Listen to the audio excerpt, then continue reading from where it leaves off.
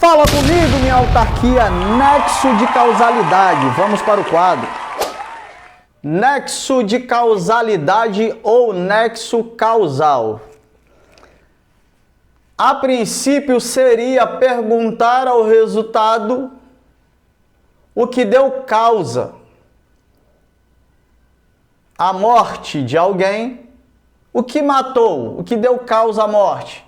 A resposta seria a conduta. Mas não é simples assim, porque quando se fala de teoria do crime, os elementos do crime que são ali estudados é como que um cirurgião abrindo um corpo vivo e de forma clínica você vai examinando, separando partes a fim de identificar, a fim de compreender quem delinquiu. Ok, senhores?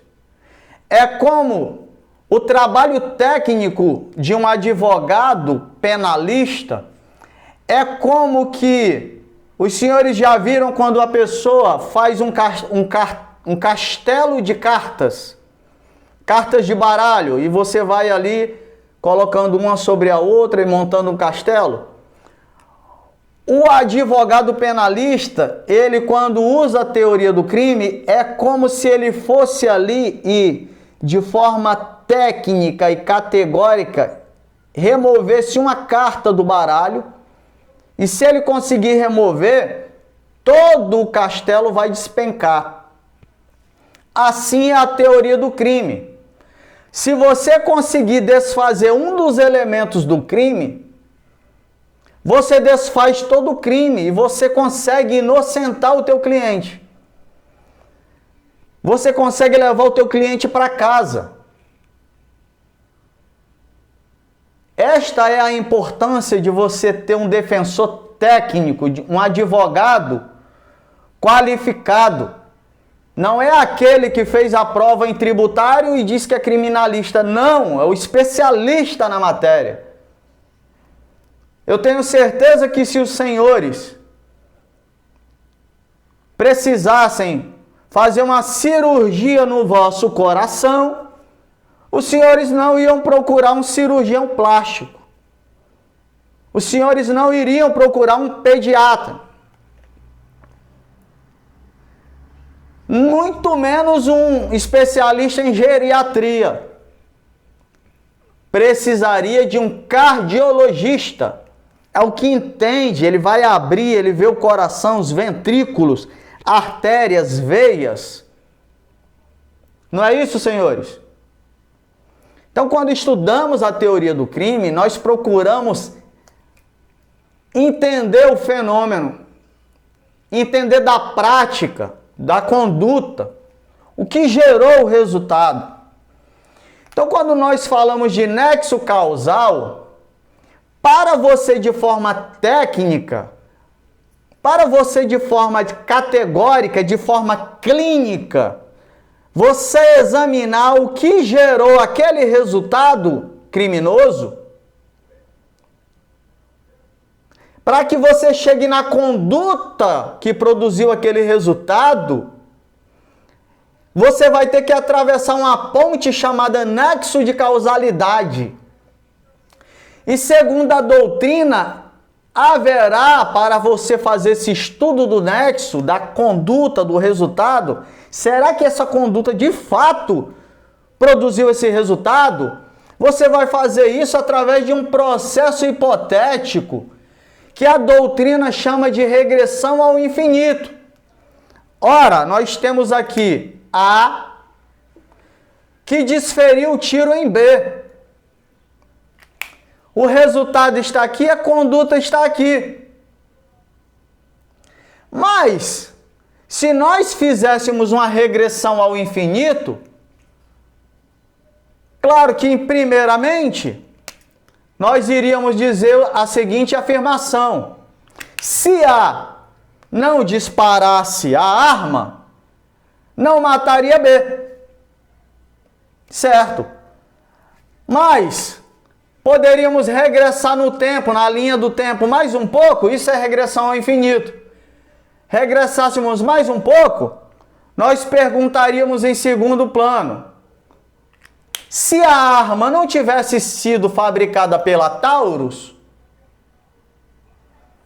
ele não teria como comprar a arma, não atiraria e não mataria B. Então a Taurus também deve ser responsabilizada. Aí nós regressaríamos mais um pouco e perguntaríamos em outro tempo: se a mãe de A não tivesse parido A, ele não teria nascido. Se ele não nascesse, ele não compraria a arma que a Taurus vendeu. Não comprando a arma que a Taurus vendeu, ele também não dispararia e não mataria B. E aí você vai chegar na avó dele, a avó dele que pariu a mãe dele, assim como os produtores, os vendedores da matéria-prima que confecciona a arma, o metal, aqueles que produziram metal industrializado, fizeram as peças, venderam para Taurus, também seria responsabilizado. Então essa regressão ao infinito nunca acabaria. Aí a doutrina vem e diz que para que nós cheguemos a um nexo causal, nós precisamos de alguns limitadores. E o primeiro limitador que nós vamos falar agora é o dolo e a culpa. Por quê? Porque o dolo e a culpa, na primeira pergunta você já resolve a questão. A disparou um tiro em B e B morreu. Por que A disparou? Ele queria disparar? Queria. Então, a conduta de A é uma conduta dolosa. Crime doloso, acabou aqui. Mas o A, ele disparou por acidente. Ele foi negligente com a arma, ele estava lá fazendo o manuseio, a manutenção, a limpeza, dentro de uma instalação militar, e disparou e acabou matando o soldado que estava do lado dele. Então a conduta dele é culposa. Encontramos o nexo, encontramos a conduta e o resultado.